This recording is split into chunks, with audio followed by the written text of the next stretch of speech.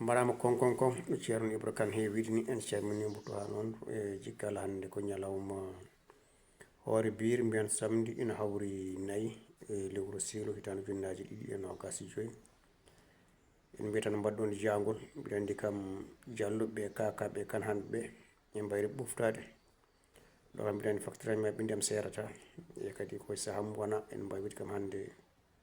hayso wonto wuline e heewani ha tengte leyɗele men Afrique banggue hirnangue walla kadi to leyɗele safalɓe wayno Maroc en Tunisie en Algérie en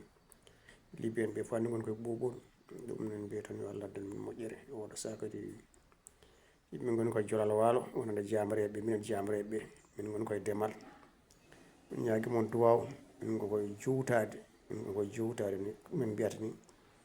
ñagama duwaw ko jalluɓe mbawa ko mbiɗa andi ko wayno docteur Moussa Diallo en fof mbiɗa andi anda kowoni worongue ni minen noon worongaji kiis pul min jogui min goni koye ndeema ñagam hen duwaw nde tawno leydi wawata ɓamtade e taw wurane ɗeɗo gueɗe tati e calɗi ɗiɗo tati tambi ɓamtare leydi ndeema awa e gaynaka ɗum ɗo jogui leydi e jiggore moƴƴani e galle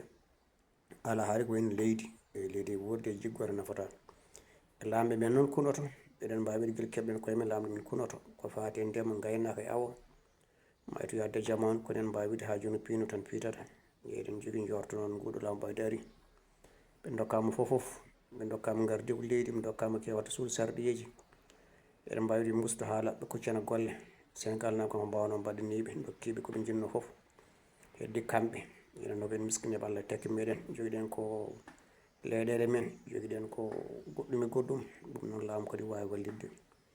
mbiya tan yo Allah sembin yo Allah kadi yettin pandare men Allah kadi hokka men jodde balle battane moƴƴi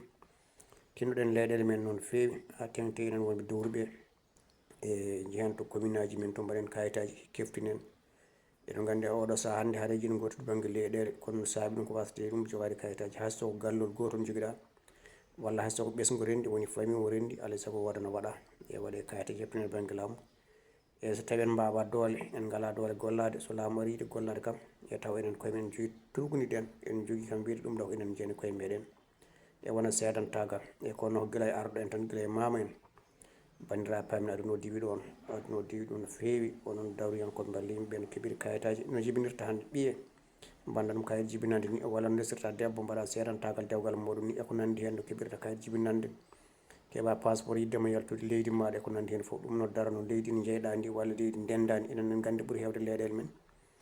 mana ko leyɗele dendaɗe koɓe mbiyata famille o ko ɓesgu rendi ɗum noon ƴeewe mawɗo kaari o gardiɗo o waɗa inde mum walla waɗa inde famille o foof e janggo e jaam ko wawi hen jolde foof tawa en jogui seedantagal kono noon jaw ladde no oriya kala hande jiɗɗo waɗen eɓɓore mum projet mum baɗɗo fayida o fate ɓamtare diwan o waɗa ummide banggue goɗɗo wiya kañum jeeyi ko mbawɗa hen kañum jeeyi kay ɓayde guila e tawa ɗumen jawtumen e anda no keeɓiri annata tan mbiya aɗa sampa ɗon tellisi maɗa mbiya aɗa waɗa ko welmaɗo ɗum noon tinnoɗen fewi leyɗele ɗe woni hay galleji ɗi foof kala ko joguiɗa yo heptine to banggue laamu e ɗum kadi ɓurata wawde fododira so ñawore yonti so neɗɗo wini hefto leydi ma so tawi ñawore yonti kam tawa aɗa jogui kayit ɗerewol kollirol ko an jeeyi ɗum kadi ma wallu men fewi on jettama on jarnama on ñaganama ken tawde moƴƴere yo Allah suuɓa men moƴƴere hokka en ñallude e dow jaam.